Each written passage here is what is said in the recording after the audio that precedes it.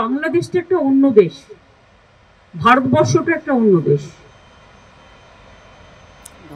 একটা দেশ আর একটা দেশের সম্বন্ধে যদি কিছু করে সেটা সেই দেশকে করতে হয়। আমরা দুঃখিত, আমরা মর্মাহত, অনেক মানুষ আগেও মারা গেছে, এখনো অত্যাচারিত হচ্ছে, আগেও আন্দোলনেও অনেক ছাত্রছাত্রীরা মারা গেছে এবং আজও তার রেস চলছে। এবং আমরা তো কেউ ঘটনাটাকে সমর্থন করছি না, যে কোনো ঘটনায় যে কোনো ধর্মের ওপরেই হোক না কেন আমরা সেটাকে সমর্থন করি না, কিন্তু এক্ষেত্রে আমাদের ভূমিকা খুব লিমিটেড।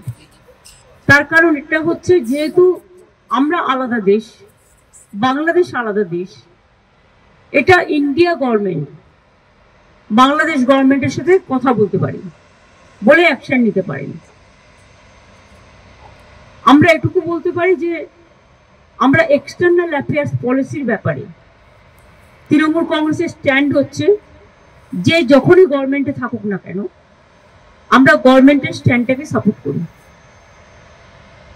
কাজেই আমাদের বক্তব্য খুব পরিষ্কার, কোনো ধর্মের উপরে, কোনো বর্ণের উপরে, কোনো জাতির উপরে কোনো অত্যাচারই আমরা মানি না, না হিন্দু, না মুসলমান, না শিখ, না খ্রিস্টান, আমরা সবাই এক, এটাই আমাদের প্রিন্সিপাল।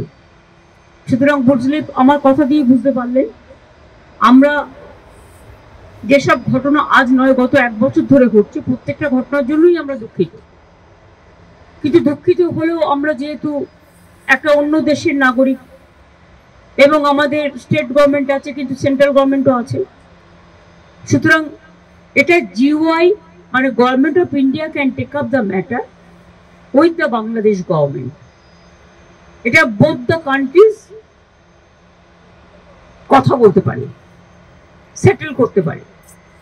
এক্ষেত্রে আমাদের তো কোনোভাবে ইনভলভ করা হয় না এবং আমরা জানিও না। তিস্তা ব্যাপারে চুক্তি হয়ে গেছিল, আপনারা জানেন, যে আমাদের জানানো হয়।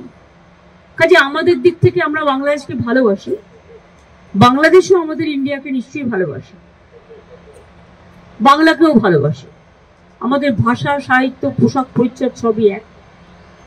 রাজনৈতিকভাবে যাই মতামত থাকুক না কেন আমরা এটা নিশ্চয়ই চাই না যে কোনো ধর্মে ধর্মে বিভেদ হোক এবং তার কোনো রেশ কারো উপর পড়ুক, এটা আমরা কখনোই চাই না। এবং সেন্ট্রাল গভর্নমেন্টে যারা আছেন তারাও তো পার্টিকুলার একটা ধর্মের বিরুদ্ধে প্রচন্ড একটা ভিন্ডিকটিভ অ্যাটিটিউড নেন। আমরা মনে করি কোনোটাই ঠিক নয়।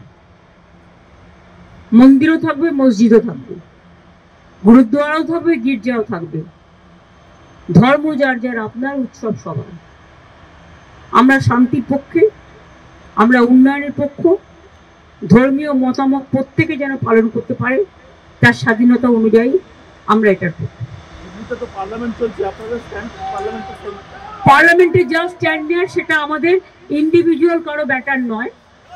এই ম্যাটারটা নিয়ে স্ট্যান্ড নেবে তৃণমূল কংগ্রেস পার্লামেন্টারি পার্টির চেয়ারম্যান আমি, লোকসভা এবং রাজ্যসভায়।